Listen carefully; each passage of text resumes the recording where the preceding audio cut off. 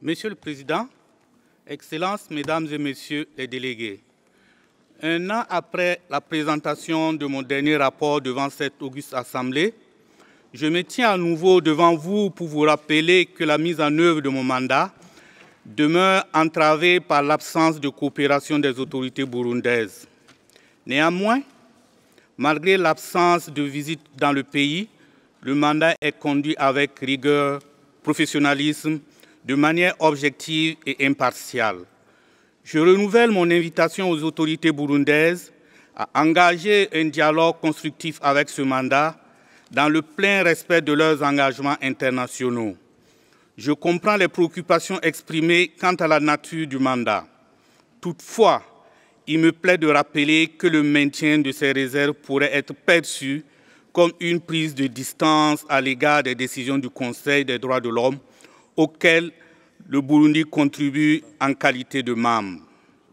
Mesdames et Messieurs, Monsieur le Président, 10 ans après la crise électorale de 2015, des inquiétudes persistent en ce qui concerne la situation des droits de l'homme.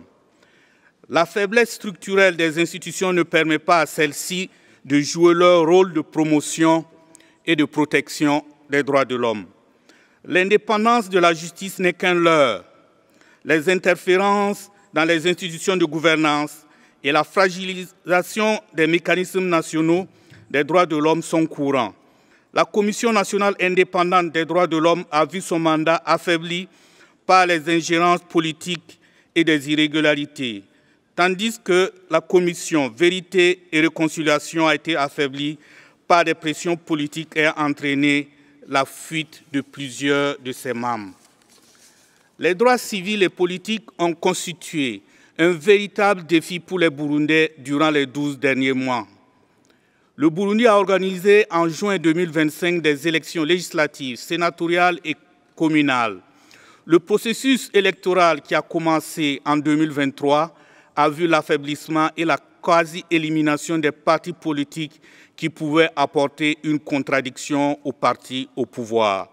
De ce fait, ces scrutins, qui auraient dû être des étapes de consolidation démocratique, ont malheureusement été marqués par de graves irrégularités. Exclusion des figures majeures de l'opposition, contribution forcée imposée à la population et un climat d'intimidation. Cette situation s'est soldée après les scrutins par la victoire du parti au pouvoir avec près de 96% des voix, ce qui traduit un processus très éloigné des normes internationaux relatifs aux élections libres, transparentes et équitables. Dans le même temps, plusieurs informations recueillies ont attesté de violations graves des arrestations arbitraires, des détentions prolongées, des actes de torture et des disparitions imputées aux services de sécurité et aux milices Imbonerakure.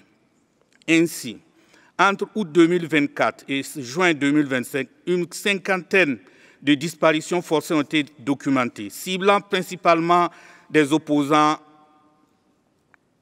politiques. La situation humanitaire s'est aggravée. L'afflux de 67 000 réfugiés congolais depuis février 2025 a suscité de nouvelles discriminations et des violations préoccupantes dans la gestion des camps de réfugiés. La situation des réfugiés est toujours aussi alarmante. Encore plus de la moitié sont toujours dans des camps de réfugiés, ce qui les expose à de nombreux risques. Certaines organisations contribuent autant que faire se peut à leur prise en charge et à leur redonner un minimum de dignité.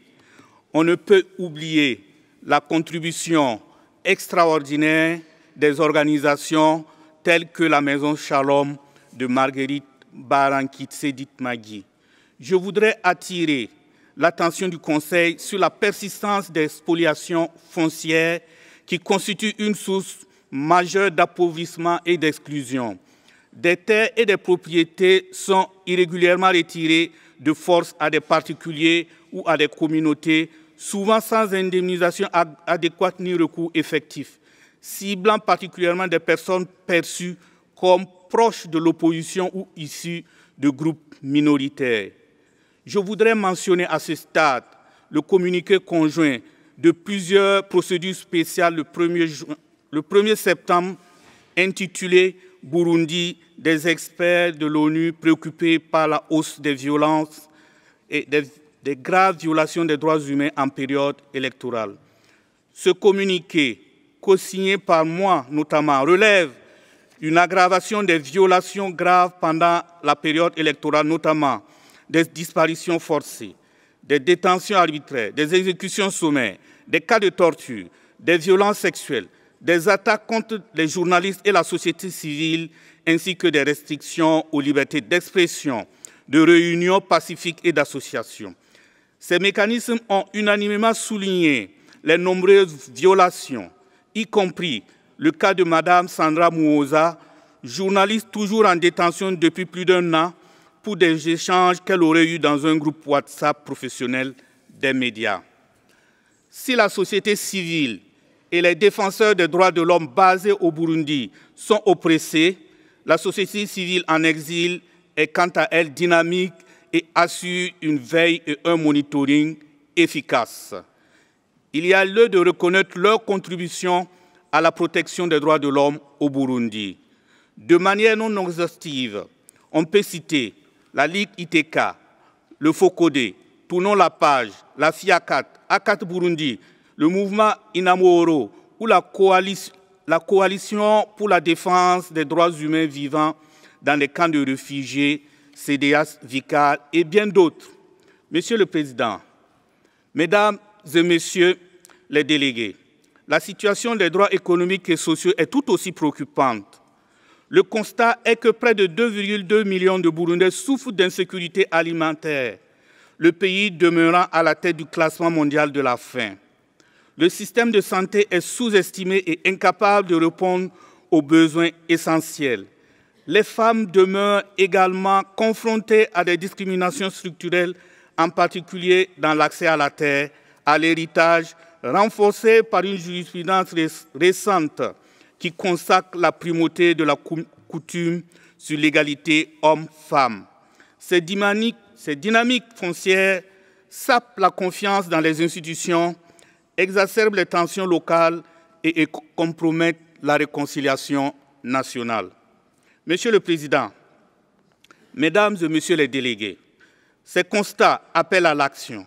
Des recommandations sont ainsi formulées à l'égard de toutes les parties prenantes. Au gouvernement du Burundi, il s'agit d'organiser un dialogue inclusif et des élections libres et crédibles en 2027, de mettre fin à l'impunité et d'enquêter de manière impartiale sur la violation des droits de l'homme, de renforcer l'indépendance de la justice et la crédibilité des mécanismes nationaux de protection des droits de l'homme, de respecter les droits fonciers et de mettre fin aux expropriations abusives. Monsieur le Président, distingués membres du Conseil, en définitive, il est indéniable que le peuple burundais aspire à la paix, à la justice, à la dignité et aux droits de l'homme. Mon mandat reste disposé à contribuer à cet objectif à travers un dialogue sincère et constructif. Le Burundi a besoin d'un accompagnement soutenu, non seulement pour répondre aux violences actuelles, mais pour aussi reconstruire la confiance, renforcer ses institutions et avancer vers une réconciliation véritable. Je vous remercie pour votre aimable attention.